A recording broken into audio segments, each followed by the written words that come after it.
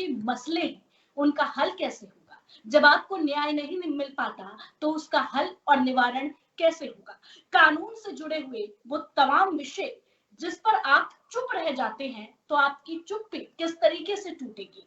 हमारे साथ आज एक खास मेहमान मौजूद है जिनका परिचय भी मैं आपसे कराऊंगी, लेकिन उससे पहले आपके लिए जानना ये बेहद जरूरी हो जाता है जब एक डिजिटल युग में हम जी रहे हैं और ऐसे में समस्याएं बहुत है, लेकिन हमें अपने अधिकारों का नहीं पता। हमें यही नहीं पता कि हम कैसे अपने अधिकारों का इस्तेमाल कर सकते हैं। सबसे बड़ी बात ये भी है कि बेशक से हम कितनी भी बातें कहते हो कि हम मॉडर्न हो गए हैं, हम डिजिटलाइजेशन पर स्विच हो गए हैं, हम 6G यूज करने जा रहे हैं, लेकिन आज एक तबका वो है हमारे हिंदुस्तान का जो यही नहीं समझ पाता कि वो अपने अधिकार का इस्तेमाल किस तरीके से करे।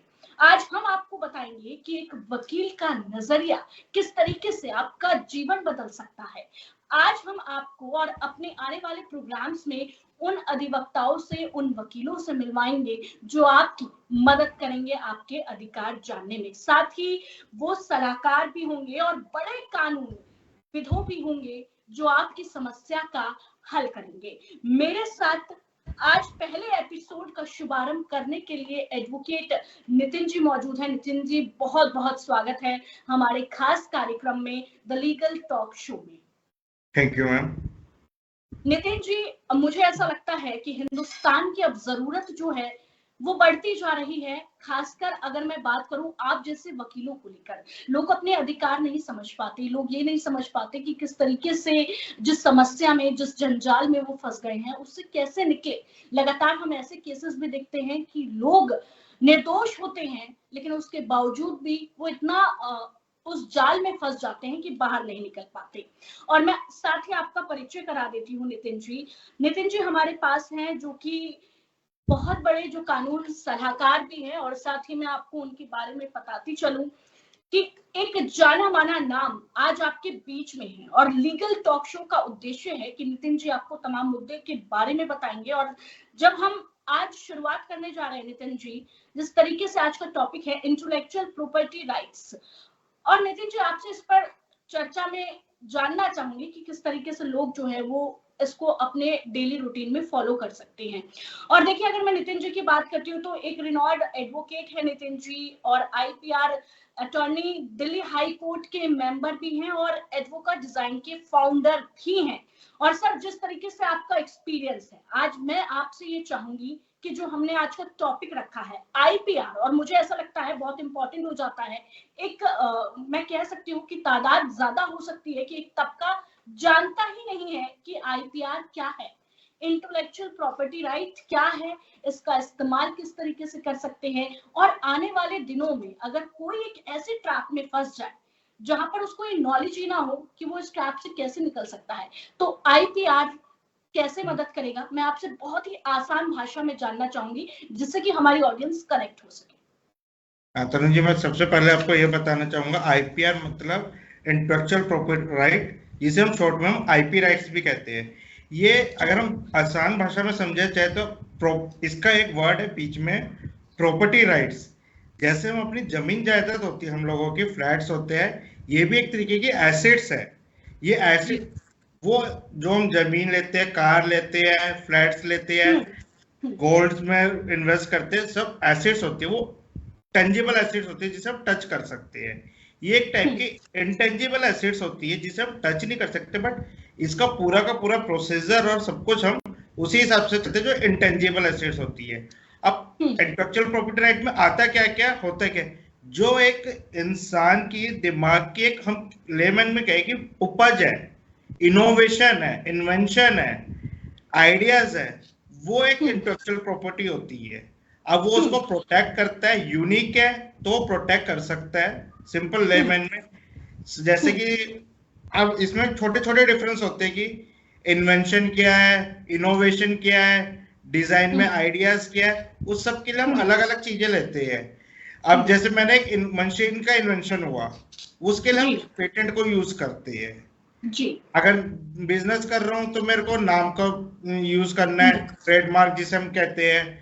जैसे हमने दिल्ली में है तो मोस्टली अग्रवाल स्वीट्स चलता है कि हर अगर हम राजस्थान बेल्ट पे जाते हैं तो वही नाम जोधपुर स्वीट्स पे चला जाता है। पहले जब ये आए थे तो इनका क्या था, बट इन्होंने अपने प्रॉपर्टी राइट्स को पूरा ढंग से प्रोक्योर नहीं कर पाए, तो आज इनके पास किसी के पास भी ये राइट्स नहीं है, हर दूसरा बंदा आता है। वही मैं कहता हूँ कि टाटा, महिंद्रा, रिलायंस ये आए, इन्होंने किसी और को नहीं आने दिया, इन्होंने अपने नाम को बड़ा सहज तरीके से संभाल के रखा कि इनके प्रॉपर इन्होंने इसकी लाइसेंसिंग करवाई, रजिस्ट्रेशन करवाई, मेंटेन किया, कोई कॉपी करते तो उसे रोका। एक हम कहते हैं कि जनरल लैंग्वेज में जो आपने कहा कि आजकल अपने राइट्स के बारे में किसी को नहीं पता, बहुत से लोगों को नहीं पता होता जब तक वो, अगर मैं कहूँ, ला नहीं पड़ता। छोटे छोटे राइट्स होते हैं, उसके लिए सबसे अच्छा एक तरीका मेरे टीचर्स ने, मेंटर्स ने, सीनियर एडवोकेट्स ने सिखाया, रोको, टोको और पूछो। अगर आपको नहीं पता, आपको डाउट है, तो आप एक बार पूछ सकते हो कि ये क्या है, गलत है या नहीं है, सही है या नहीं है। उसी हिसाब से इसमें भी हम उसी को लेते हुए चलेंगे।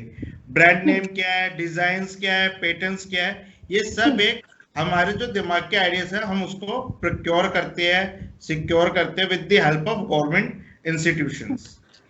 बिल्कुल नितिन जी, देखिए जहां तक जो ऑडियंस हमारे से कनेक्ट हो पाई है अभी तक, और जो भी लोग अब आने वाले वक्त में कनेक्ट होंगे, जिस तरीके से देखिए आपने बहुत अच्छे से एक्सप्लेन किया, आपके मेंटोर ने आपको गाइड किया, आपके टीचर्स ने गाइड किया, आज वही बात आज हमारे दर्शकों के सामने आप रख रहे हैं। और बहुत महत्वपूर्ण हो जाता है कि आज के जमाने में जब एक ब्रांड के लिए इतनी मेहनत की जाती है, कई सालों का परिश्रम होता है उसके पीछे, तो अपने राइट्स जानने बेहद जरूरी है।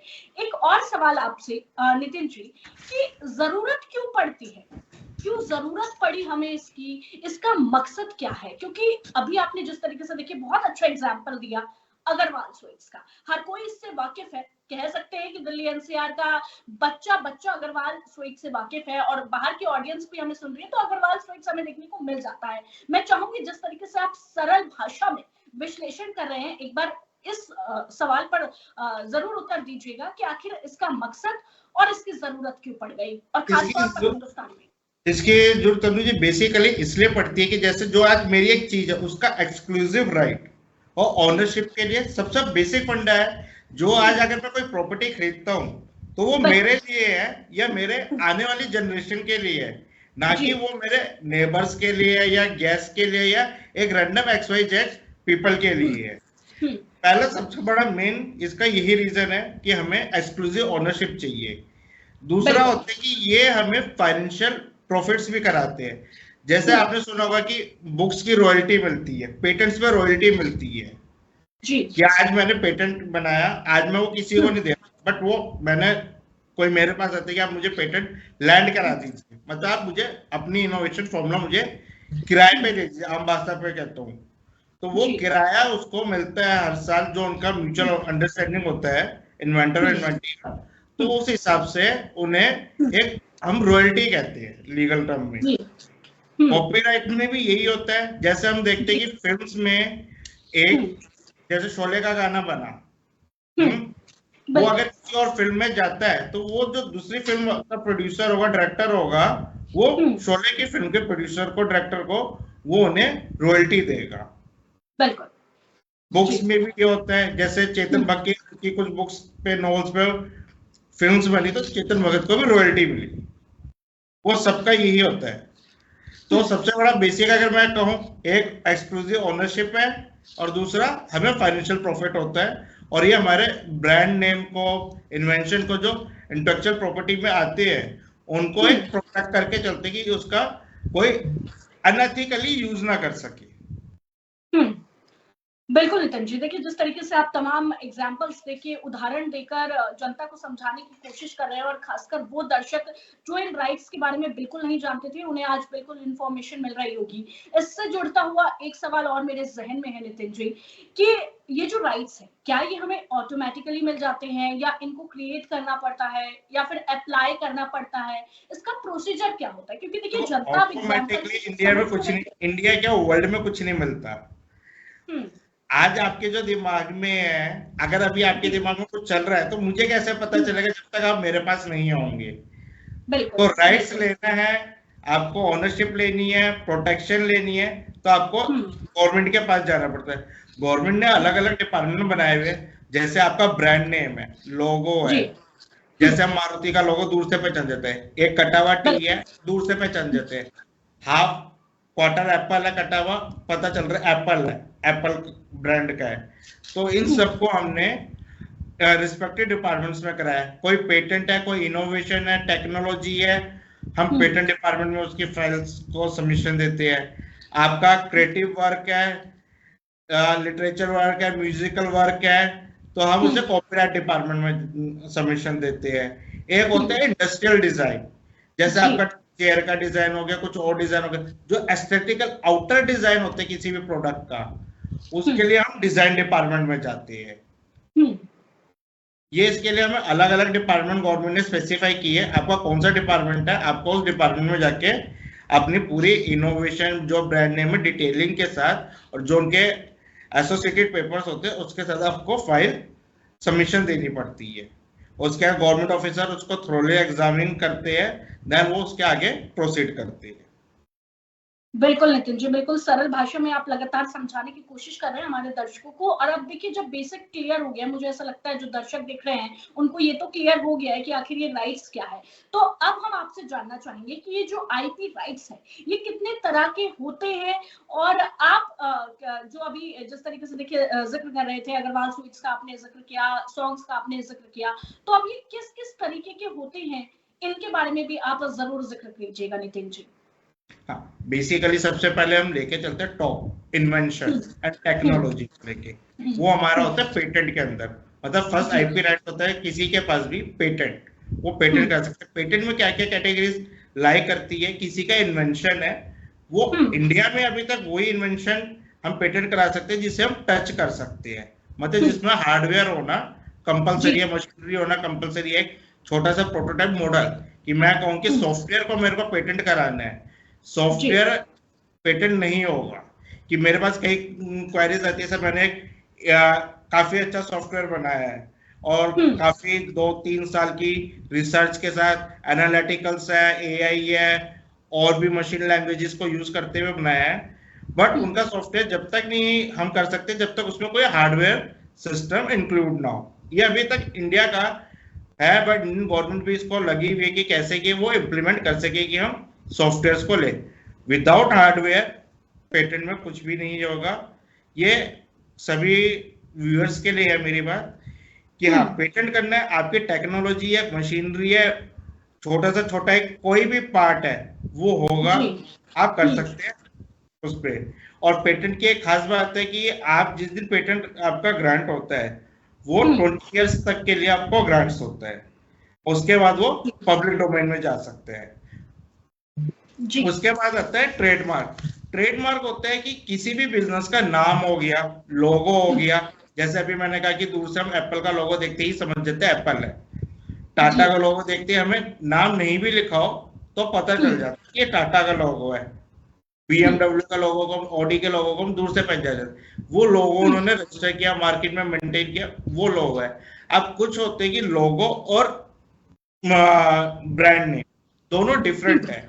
अगर मैं ब्रांड नेम में रजिस्टर करता हूं तो मेरे नेम को एक्सक्लूसिव राइट मिलेगा, अगर मैं लोगो के साथ जाता हूं तो मेरे लोगो को एक्सक्लूसिव राइट मिलेगा, as compare to brand name मुझे उस ब्रांड नेम पे उतना एक्सक्लूसिव राइट नहीं मिलेगा। बिल्कुल नितिन जी, देखिए तमाम बातों का आप जिक्र कर रहे हैं, सॉफ्टवेयर का आपने जिक्र किया, जब टेक्नोलॉजी का जमाना होता है तो ये बेहद जानना जरूरी हो जाता है कि किस किस तरीके से, देखिए आपने हार्डवेयर का बताया, सॉफ्टवेयर का बताया, और खास करके जो यूथ हमें इस वक्त देख रहे होंगे वो ये समझ पा रहे होंगे कि अगर वो कुछ सॉफ्टवेयर डिजाइन करते हैं कि तो किस तरीके से उनको जो बातें हैं वो ध्यान में रखनी होगी। अब देखिए मैं आपसे जानना चाहूंगी ट्रेडमार्क्स के बारे में, तो ये पेटेंट से कैसे अलग है, और ट्रेडमार्क्स को थोड़ा सा ब्रीफ करिएगा नितिन जी, ताकि हाँ, वो मैं बताता हूँ। उससे पहले आपने बहुत अच्छा क्वेश्चन पूछा कि जो यूथ है, जो आज आईटी इंडस्ट्री के बंदे हैं, जो यूथ है छोटे छोटे इनोवेशंस कर रहे हैं, कोडिंग बेसिस पे डेवलपमेंट कर रहे हैं, तो वो अभी कॉपीराइट में लेके जा सकते हैं अपने कोड को। जैसे हम लिटरेचर वर्क कर रहे हैं, म्यूजिक वर्क कर रहे हैं, उधर अभी हम आर्ट वर्क और डिजिटल वर्क को हम अभी कॉपीराइट में इंडियन गवर्नमेंट रजिस्ट्रेशन दे रही है कि आपका एक कोडिंग है, उस कोड से कुछ अलग डेवलप हो रहा है, आउटपुट आ रहा है, तो हम उस पूरी की पूरी कोडिंग्स को हम सबमिशन करते हैं कॉपीराइट डिपार्टमेंट में, वो उसको स्टडी करके कि हाँ, क्योंकि कोडिंग में भी बहुत सी होती है कि आप हल्की सी पूरे 1000 पेज की कोडिंग 2 पेज चेंज किया आ गए, वो नहीं एक्सेप्टेबल है, क्योंकि आपने 98% तो चोरी की हुई है, किसी को कॉपी किया हुआ है कोडिंग में। अगर आपकी यूनिक कोडिंग है, आपको आराम से यूनिक आउटपुट आ रहा है, यूनिक सॉफ्टवेयर है, आपको आराम से कॉपीराइट मिल सकता है उसका। आपका फिर दूसरा क्वेश्चन बढ़ते है कि आपने पूछा कि ट्रेडमार्क के बारे में एक्स्ट्रा क्या बता सकता हूं मैं। जी जी। तो ट्रेडमार्क बेसिकली क्या होता है, बिजनेस नेम्स के लिए होता है। ये हम जिस भी रजिस्टर कराते हैं तो 10 साल के लिए इसकी रजिस्ट्रेशन मिलती है, और जैसे जैसे मुझे जब तक मैं यूज कर रहा हूँ तो इसे मैं रिन्यू भी करा सकता हूँ। ट्रेडमार्क खाली जोग्राफिकली होता है कि जैसे मुझे इंडिया में यूज बिजनेस कर रहा हूँ, मैंने इंडिया के लिए अप्लाई किया। आज मैं एक एमएनसी बनने जा रहा हूँ, कोई इंडियन कंपनी है, स्टार्टअप है, कि वो इंडिया के साथ साथ just like US, Dubai, China, Russia, Thailand, Vietnam, इन कंट्रीज में जा रहा है, तो वो उनकी रिस्पेक्टिव कंट्रीज में भी ट्रेडमार्क फाइल कर सकता है, तो उसका वहां पे भी होल्ड हो जाएगा, तो उसका नाम वहां पे भी प्रोटेक्ट हो जाएगा। उन कंट्रीज में, डेजिग्नेटेड कंट्री में उसका कोई भी नाम यूज नहीं कर सकता। अगर कोई ये कहते कि जैसे कई क्वेरीज आती है कि सर मैंने इंडिया में तो रजिस्टर कर लिया, क्या मुझे वर्ल्ड वाइड प्रोटेक्शन मिल जाएगी ट्रेडमार्क में? नहीं, उसे वर्ल्ड वाइड प्रोटेक्शन नहीं मिलेगी। आप जिस कंट्री में अप्लाई करोगे आपको उस कंट्री के लिए मिल जाएगी। ये है ट्रेडमार्क। ट्रेडमार्क बेसिकली सिर्फ एक आपके बिजनेस की आइडेंटिफिकेशन है, चाहे वो नाम हो, चाहे वो लोगो हो, या उसका रिप्रेजेंटेशन सिंबल कोई भी हो, वो सिर्फ और सिर्फ आपके बिजनेस को रिप्रेजेंट करेगा। वही जब पेटेंट की बात आती है, पेटेंट का आपके बिजनेस से कुछ लेना देना नहीं है। पेटेंट आपकी प्योरली इन्वेंशन होती है, जो आपने इन्वेंशन की है। चाहे आपने एक छोटा सा पल्स रेटिंग मशीन बनाई जो पल्स चेक करती है, या आपने जस्ट लाइक स्मार्ट वॉच बनाई, आपने माइक है, आपने कॉर्डलेस माइक बनाया, आप कहते हो कि नहीं ये माइक में मैंने कुछ फीचर्स इंट्रोड्यूस कर दिए और जो एग्जिस्टिंग माइक से डिफरेंट है, उसमें हार्डवेयर भी इंप्लीमेंट है, सॉफ्टवेयर भी इंप्लीमेंट है, वो टोटली पार्ट ऑफ इन्वेंशन है। अब इसमें जैसे कि मैं बताता हूँ कि ट्रेडमार्क 10 साल के लिए, पेटेंट 20 साल के लिए मिलता है जी। ट्रेडमार्क को हम लाइफ टाइम लेके चल सकते हैं, 1 generation to second generation, second generation to third generation, after renewal to renewal कराते। बट पेटेंट में ऐसा नहीं है। पेटेंट में आपको सिर्फ 20 साल के लिए लाइसेंस मिलेगा, उसके बाद आपको पब्लिक डोमेन में गवर्नमेंट को सरेंडर करना पड़ता है। जस्ट लाइक सबसे अच्छा फॉर्मूला होता है कि हम मेडिसिन का लेते हैं। हमने मेडिसिन, आज किसी ने पेटेंट की, उसे पेटेंट मिल गया, वो 20 साल के बाद जब वो गवर्नमेंट डोमेन में आता है, पब्लिक डोमेन में, हम उसे जेनरिक मेडिसिन बना देते हैं। मतलब 20 साल तक कोई कंपनी उस पेटेंट पर रॉयल्टी, प्रॉफिट, मार्जिन सब आ सकती है, अपना एक source of income, economic growth, GDP country की सब उस पर बढ़ सकती है। आफ्टर दैट 20 ईयर वो एक पब्लिक डोमेन में आ जाता है। इसी तरीके से कॉपीराइट में भी होता है कि हम कॉपीराइट में जब तक ऑथर की लाइफ है, प्लस उसके बाद 60 ईयर तक वो प्रोटेक्टेड रहता है ऑथर के नेम पे। बिल्कुल नितिन जी, देखिए मैं आपको यहाँ पर रोकना चाहूंगी एक सेकंड के लिए, और जब आप कॉपीराइट का जिक्र ही कर रहे हैं तब मैं आपसे ये भी पूछ लेती हूँ, क्योंकि देखिए जो आम लोग हैं, हमारे जैसे लोग हैं, जो आम जनता है, वो ये सोचती है कि कॉपीराइट जो है वो सिर्फ म्यूजिक पे लग सकता है या फिर बुक्स पे लग सकता है। अब देखिए यूट्यूब पे बहुत ज्यादा ये हम कह सकते हैं कि कॉपीराइट वाला सिस्टम होता है, तो लोगों को ये पता ही नहीं होता कि वो कॉपीराइट कैसे हटेगा या क्या करेगी जिससे कि कॉपीराइट ना आए। तो एक एग्जाम्पल देकर मैं चाहूंगी कि आप समझाएं हमारे दर्शकों को, खासकर यूथ जो आजकल बहुत ज्यादा हम कह सकते हैं कि नंबर्स में सोशल मीडिया पे है, तो आप उनको जरा ब्रीफ करिएगा एग्जांपल के साथ। आपको एक अभी रिसेंटली एक केस बताता हूँ, दिल्ली हाई कोर्ट में पहुंचा जैकी श्रॉफ का एक फेमस डायरेक्टर बीड़ू जी।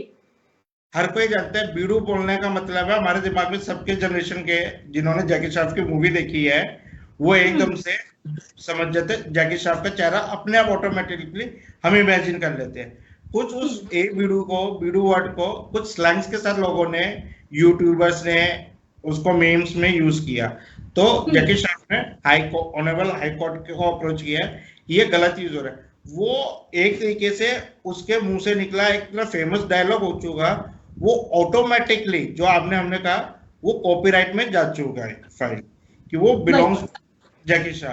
तो कोर्ट ने भी कहा कि अगर कोई ऐसे मिसयूज करता है वो वीडियो को, ये वीडियो को, तो वो इन्फ्रिंजमेंट सूट कर सकते हैं।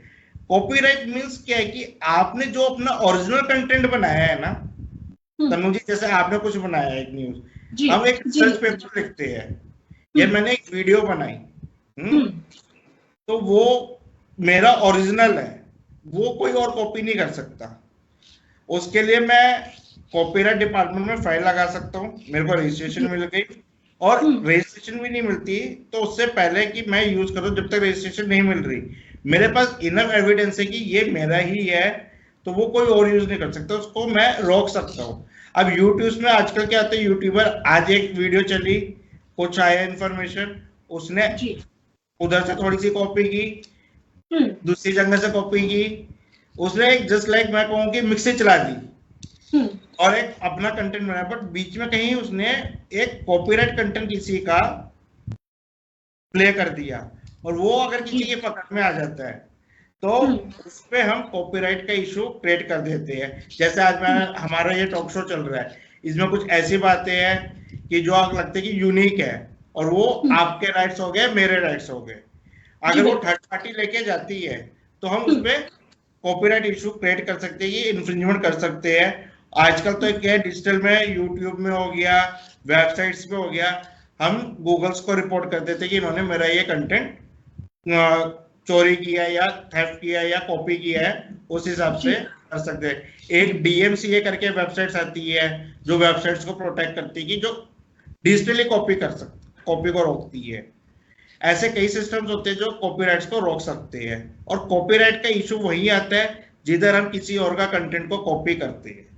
आज आप कंटेंट को कॉपी नहीं करो, आपको कोई कुछ नहीं कहेगा। यूज मेरे पास कई यूट्यूबर्स आते हैं कि सर मेरा चैनल ब्लॉक हो रहा है, ये इशू आ रहे हैं, तो उन्होंने कहीं ना कहीं किसी ना किसी का कंटेंट कॉपी किया होता है। बिल्कुल बिल्कुल नितिन जी, देखिए काफी महत्वपूर्ण जानकारी आज के समय को देखते हुए, आज के युग को देखते हुए, जब पूरा डिजिटलाइजेशन हो चुका है और हर एक के पास फोन है, एक घर में 4-4 5-5 फोन है, लैपटॉप्स है, तो ऐसे में बहुत महत्वपूर्ण हो जाता है जो ऑडियंस हमारे से कनेक्टेड है ये जानना कि वो किस तरीके से बच सकते हैं। आप तमाम बातों का जिक्र कर रहे हैं। इसके साथ ही एक चीज और जानना चाहूंगी, हमारे दर्शक जानना चाहेंगे नितिन जी आपसे, एक एक्सपीरियंस आपके पास है, काफी समय से आप लोगों के साथ जानकारी जो है वो साझा कर रहे हैं, और कुछ आपको लगता है कि और कुछ इम्पोर्टेंट है जिससे कि जो यूथ आजकल नई नई इनिशिएटिव ले रहा है अपनी लाइफ में, इनोवेशंस किए जा रहे हैं, उसको देखते हुए आपको लगता है कि समथिंग कुछ और ऐसा कुछ है जो इम्पोर्टेंट है? एक चीज इम्पोर्टेंट है, ट्रेड सीक्रेट, जिसकी कहीं रजिस्ट्रेशन नहीं होती है अभी इंडिया में। ट्रेड सीक्रेट मींस कि आपके बिजनेस का कोई एक ऐसा फॉर्मूला जिसपे आपका पूरा का पूरा बिजनेस या प्रोडक्ट लाइन टिकी हुई है। जैसे कोको कोला, आज तक किसी को नहीं पता कोको कोला का एग्जैक्ट कंपोजिशन क्या है, कि वो कितना कार्बोनेटेड वाटर लेते हैं, कितना वो वाटर लेते हैं, या कितना वो और भी उनके इंग्रेडिएंट्स है, एग्जैक्ट उसकी मिक्सिंग किसी को नहीं पता। कंपटीटर्स हमेशा पता करने की कोशिश में रहते कि किसी का इसका ट्रेड सीक्रेट मिल जाए। वो ट्रेड सीक्रेट जब तक ट्रेड सीक्रेट रहते हैं, जब तक वो रिवील नहीं हो रहा। जिस दिन कहीं से भी वो लीक हुआ, वो ट्रेड सीक्रेट नहीं रहेगा। तो ट्रेड सीक्रेट मींस आपका ऐसा सीक्रेट है बिजनेस का, जैसे कई जो पहले हम सुनते थे खान सामक, जो शेफ आज की तारीख में, कि शेफ की बड़ी रेसिपीज होती थी, वो उनके अलावा कोई और नहीं बना सकता था, क्योंकि वो कभी भी अपना एग्जैक्ट इंग्रेडिएंट नहीं बताते थे कि मैंने किसी चीज को प्रिपेयर करने में रेसिपी को क्या क्या यूज किया और कितनी एग्जैक्ट कितनी क्वांटिटी में यूज की है। कई इंडिया में ऐसी रेसिपीज है, डिशेज है कि बड़े बड़े शेफ और खानसामा की डेथ हुई और उनके साथ चली गई, वो लेगेसी मेंटेन नहीं हो पाई है। हर कोई इसे लिख के रखता है। और सबसे बड़ी बात है कि ट्रेड सीक्रेट की हम इसे अपनी विल में भी लिख सकते हैं कि आज मेरे पास एक मैं चीज बनाता हूँ, वो सिर्फ अभी तक मेरे पास है, बट वो आगे किसी के पास नहीं। मेरे अगर 2 या 3 बच्चे, मुझे उसमें से किसी एक को देनी है, तो वो ट्रेड सीक्रेट का फॉर्मूला मैं सीज करके अपनी विल में लिख सकता हूँ कि वो इसी को मिलनी चाहिए, उसके अलावा किसी और को नहीं मिलनी चाहिए। ये हम विल तक में लेके जा सकते हैं अपने IP राइट्स।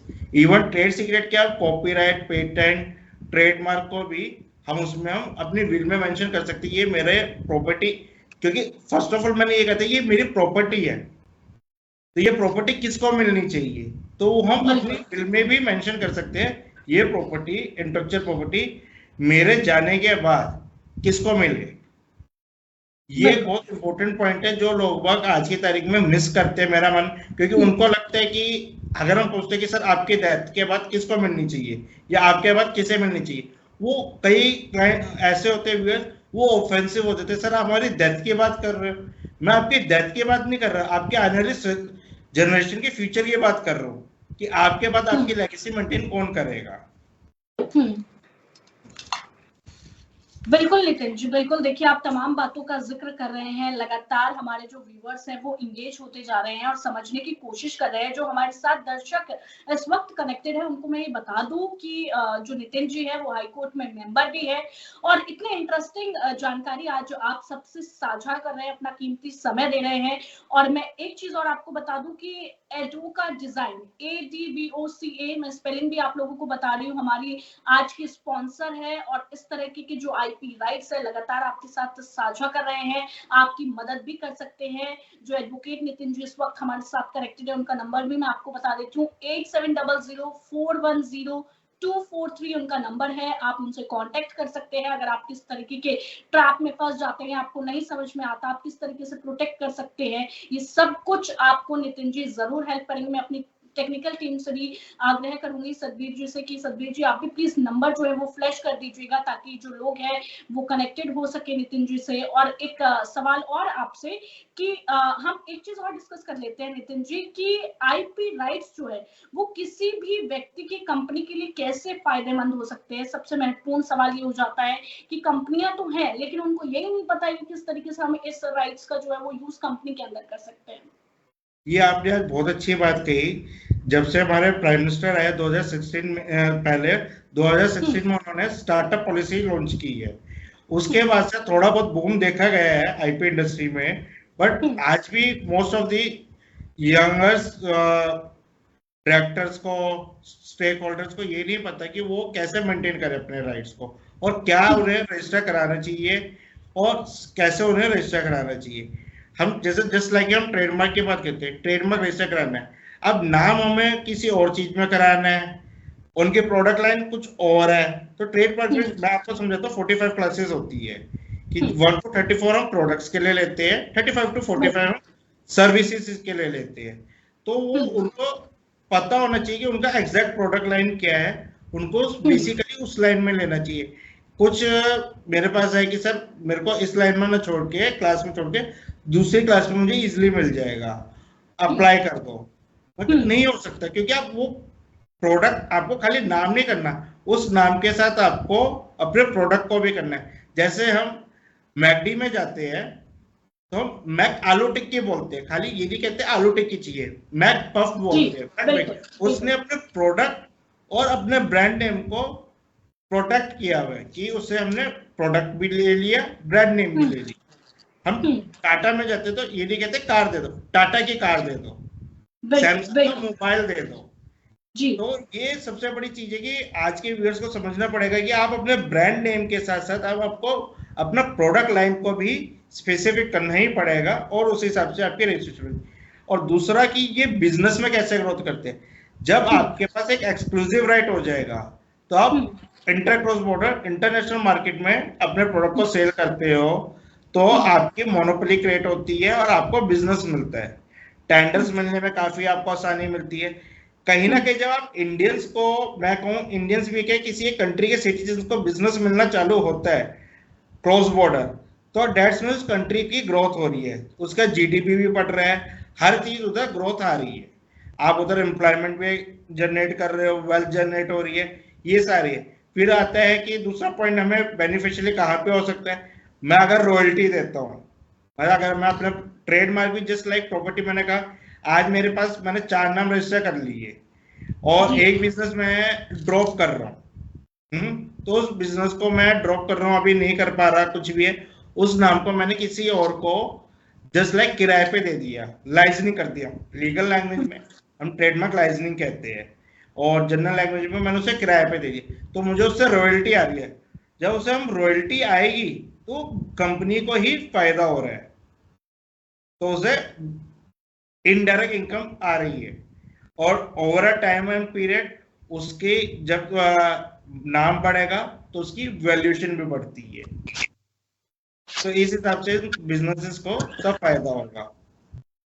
बिल्कुल बिल्कुल नितिन जी, देखिए इनोवेशंस को ध्यान में रखते हुए और यूथ को इनिशिएटिव की तरफ जिस तरीके से यूथ इनिशिएटिव लेता है, तमाम बातों का आप जिक्र कर रहे हैं।